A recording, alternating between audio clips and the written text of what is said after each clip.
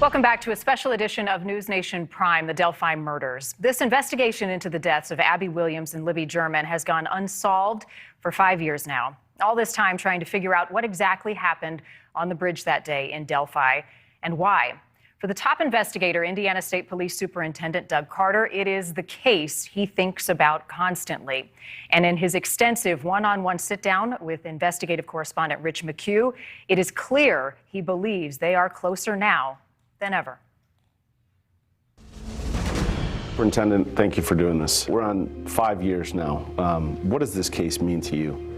I think it's the totality of evil in my career. There's not many waking minutes that I'm not thinking about those two little girls. It was on this trail 5 years ago that Abby and Libby set off on. It connects just up the way to the Monon High Bridge and the area where the next day their bodies were discovered. That was Valentine's Day 2017. It set off a massive police investigation, and it has become one of Indiana's most notorious unsolved murder cases. What is the focus of your investigation right now, and what is the evidence telling you? Well, I'm not going to talk about the evidence. There's been a tremendous amount of speculation, Rich, about what we know and what we don't know. But I'm pretty confident in the place where we are right now. Eventually, the world's going to know what we do. I still get between probably 25 and 40 direct tips a week right here, literally from around the world.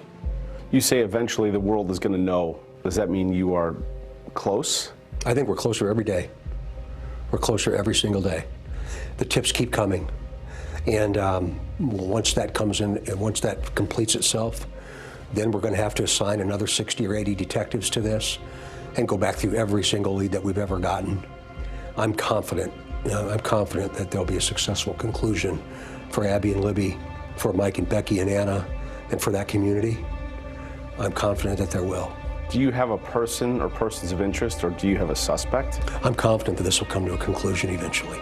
We believe you are hiding in plain sight. We likely have interviewed you, or someone close to you. In the past, you have said we have likely interviewed the killer. Do you still think that? We're not going to singularly identify anyone right now, at least publicly.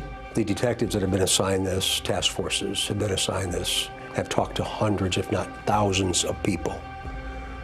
And again, one day we'll be able to tell you why we did that and who did it. Soon after the murders of Abby and Libby, police released audio and a short video taken by Libby on the bridge, asking for the public's help in identifying this man. How important a piece of this puzzle is that video that Libby pulled out her phone and started recording? I mean, the wherewithal she must have had in that moment to do that. Yeah, I'm not going to talk about that specifically, but what I will say about it is it adds, again, a little bit of weight to a very complicated murder investigation. So I'd much rather have it than not, I think, is how I'd respond to that. The audio that you released, it says guys down the hill. Does guys and down the hill come right next to each other in the original recording? Again, there's speculation about what that means, what was actually said, who said it, was it connected, was it the same voice? And again, that's an investigative component of this, and I'm not worthy to discuss it. I've spoken to some people who were involved in the investigation early on, and they say that there's more. There's more video, there's more sound. Why not release more of that? It's important that we don't show our hand, quite frankly. We're not going to explain what we know about the killer. We're not going to explain some of the intricate details of the death of Abby and Libby. Unfortunately, one day we're going to have to. And that's going to create a whole nother issue with family and friends and the community and the like. So from an investigative standpoint, I'm not going to talk any more about it. The crime scene, the area where their bodies were found, is very hard to reach. And the speculation is that this is a person that was very familiar with the terrain. Can you speak to that at all? One thing I'd say is any place in the country that's rural, there's multiple points of access, generally speaking. So again, there's a lot of speculation as to why they might have been there, but I'm not going to talk about it right now. Early on, you released a sketch, and later you released a different sketch. Why have the sketches changed so dramatically? Unfortunately, we're not in a position where we can tell everybody why we switch gears. And that's where the speculation begins, and that's where the animosity comes, and the frustration. And I understand it. I do understand it. In December, police appealed for tips about a person tied to a social media account with the name Anthony Schatz. They say the man behind the account, Keegan Anthony Klein, was using images of a known male model to catfish young girls into sending nude photos and their home address. He was arrested and charged with child solicitation and pornography in an unrelated case. Did Abby and Libby communicate with this profile? I'm not going to talk about that, but I am going to say that we learned a tremendous amount through that particular investigative course. What can you tell me about this man who has been arrested, the creator of this profile, Keegan Klein?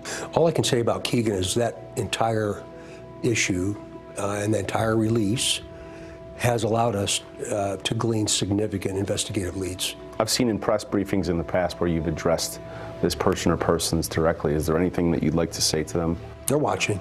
They're watching. And we'll meet them soon. We'll meet them.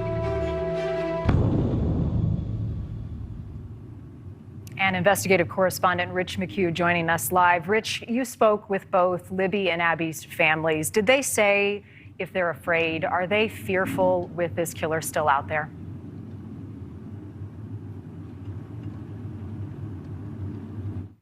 For their safety, but they definitely said they are afraid, and there's fear that when this is ultimately solved, they are going to know who this person is. And because it's such a small community, you know, it's just a couple, 3,000 people. There's this fear that they're walking around every day and they're seeing this person, and so that's what's troubling to them. So hard for that family and anyone who lives in Delphi. After interviewing the superintendent extensively, did you get this sense that they have zeroed in on someone specific? You know, I've interviewed a lot of law enforcement in my life, and rarely are they this confident. So I did get the sense that he was wanting to almost just say, you know, here's what we know, which tells me, yes, they've either zeroed in on somebody or zeroed in on several people. But I get the sense that they are closing in on this thing. What about the FBI? Are they still involved? The sense I get is that they are. They were involved right from the beginning. A detective that was involved at the start tells me that the FBI presence was overwhelming. He's never seen anything like it. And just this week, actually, the FBI put out on their person of the week on their most wanted list this suspect. And so they're making a public appeal. So yes, they are still involved. It is a puzzling case, Rich. You spent a lot of time in Delphi talking to all of those involved. And the more we learn about the case and think about it, I think that it's natural, human nature, to have a lot of theories. But right now, investigators seem to be remaining pretty tight-lipped on the evidence and what they know. Let's hope that means they're close. Rich McHugh, thank you. Thanks for watching. Click the red subscribe button below so you can get more of NewsNation's fact-driven, unbiased coverage.